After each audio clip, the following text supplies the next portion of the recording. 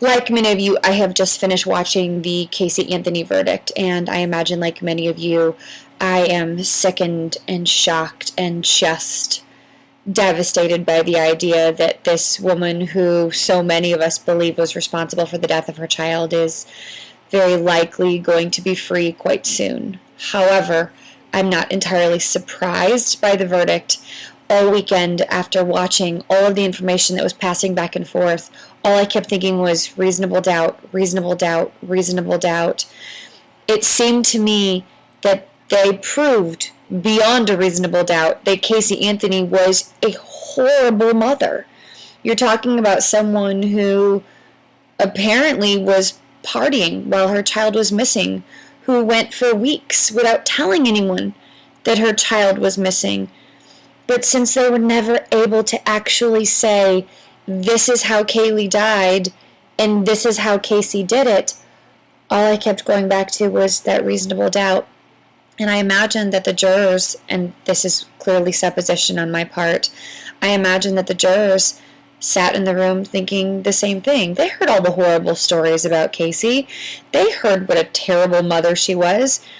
And they also knew she lied to law enforcement. But they couldn't prove beyond a reasonable doubt how Kaylee died, and therefore how Casey would have done it. And so then, gosh, then there's reasonable doubt.